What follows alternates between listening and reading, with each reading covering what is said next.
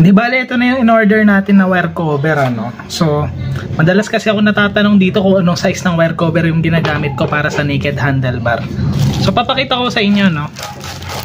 Yan.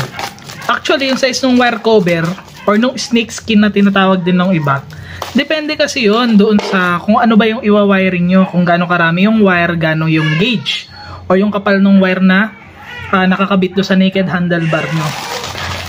Kaya ang ginagawa ko, magkakaibang size yung binibili ko. Yan. So, ito yung mga wire cover na binili ko, no. So, iba-iba yung size niyan. Ito, 10mm. May 12mm din ako. Yan. 6mm. Ito. At saka, ito 8mm ito eh. Yan. Nabura lang. 8mm. So, ayan yung mga ginagamit ko, no. Pero, dun sa normal na naked handlebar or yung dun sa normal na dami ng wire, madalas yung magagamit is etong 10mm, yan, or etong 12. Ito yung mga madalas yung magagamit. Yan. Pero halimbawa, no, nagpapalit na kayo ng switch kagaya nito. Itong domino right switch, yung dislide yung pag push start, yan. Ito kasi apat lang yung wire nito. Dalawa para dun sa starter, dalawa para dun sa kill switch. So ito is konti lang yung wire nyo. Pwede kayo magdagdag pa ng dalawang wire para dun sa brake light nyo pagka nagbe-brake kayo. Yan. So di bali 6 na wire. Etong 12mm, sobra-sobra na to kasi malapad to eh. 6 na wire lang naman yung kailangan nyo. Diyan pumapasok yung 10mm at saka yung 8mm. To, 8mm o kaya itong 10mm. To. Yan, 10mm.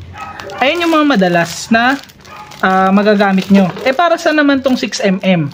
Actually, meron akong 6mm at saka 4mm na snake skin. So, para saan ba to? So, dun sa mga nakapanood nung video ko, no, regarding dun sa ayos nung switch para sa naked handlebar, para maging malinis yung pagwa-wiring. Minsan, meron kasi yung parang sanga-sanga na wire, yung nakalabas mismo doon sa pinaka kinokobera natin. So, halimbawa yung sa brake light, nakahiwala yun eh, doon sa main na switch nyo. Ito, kagaya na ito, main switch. Yung brake light nyo, nakalabas. Hindi naman dito yung pinadaan eh. Yung brake light switch nyo, yung wire nun is nakalabas. So, doon pumapasok yung 6mm o kaya yung 4mm para naka-cover din siya. Pangit kasi yon kung ang ipangbabalot doon is yung 10mm at saka yung 8mm masyadong makapal. So, dapat mas maliit na wire cover. Ito. So, baka mamaya, no, sabihin nung iba, kagaya nito. Ito, pwede kong gamitan, kung 4 na wire lang, no, pwede kong gamitan ng 6mm yan. Pero dahil magiging 6 na wire to, plus 2 doon sa brake light switch, ang gagamitin ko na dyan is itong 8mm. So, buksan natin, ano.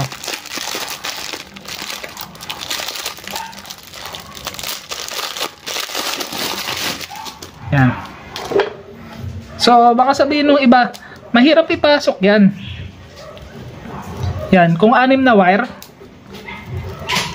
baka sabihin nung iba, no? Yan. Plus 2 wire para doon sa brake light. Baka sabihin nyo mahirap ipasok kasi no, ganyan lang, oh. Halos kasukat lang. Actually, itong mga ganitong wire cover nag-expand kasi yan, eh. Ayan, oh.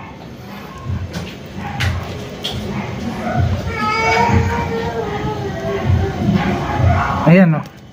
Nag-expand kasi yan.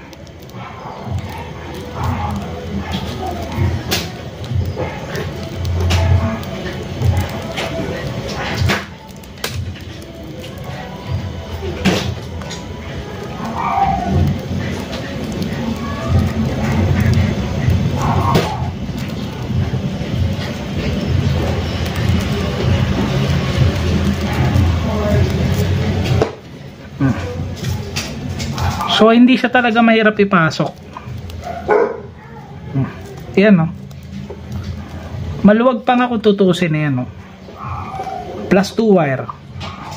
So, ito, kung 6 wires lang to, kasi para dito sa switch, sa starter, sa kill switch, tapos yung brake light na switch nyo, yung wire nun, kayang-kaya ng 8mm. Pangit naman kasi, no, ang konti nung wire sa loob, tas gagamit kayo ng 12mm. To, 12mm. Ito is masyado na tong malapad para dito. Parang makikita nyo, parang luwag na luwag yung pinaka wire cover. Kaya ang ginagamit ko lang dito is 8mm lang. Yan o, sakto lang. Hindi pangit tignan, hindi maluwag, hindi masikip. Kahit na magdagdag pa kayo ng dalawang wire para dun sa brake light switch.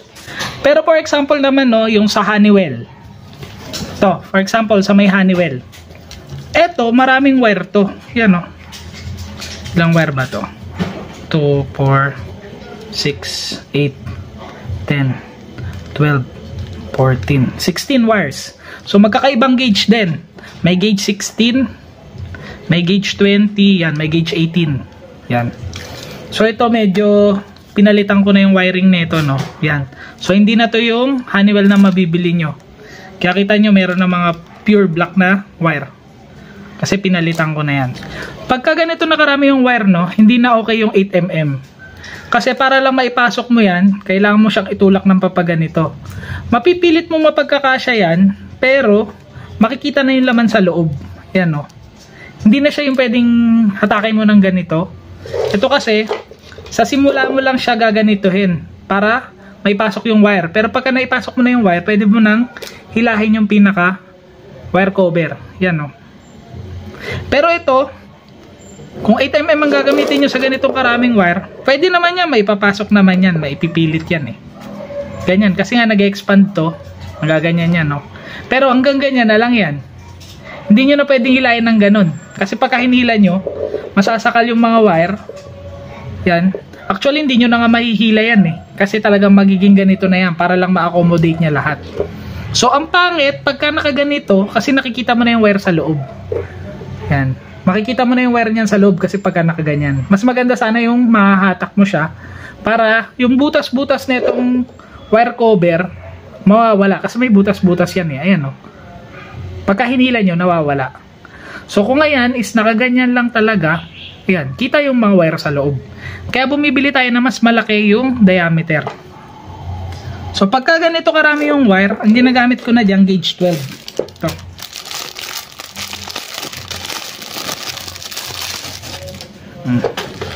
Ito. Ayan o. Yan. So okay lang siya dyan.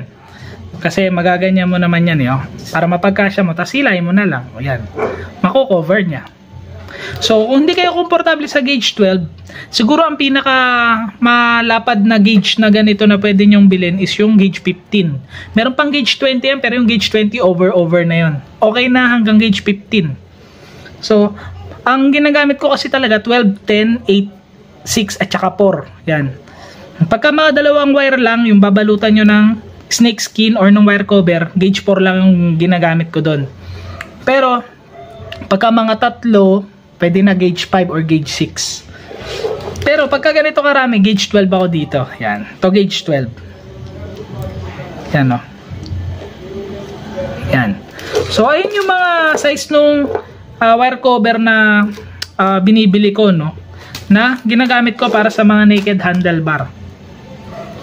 So watch out nga pala kayo, no, sa pagbili ng wire cover.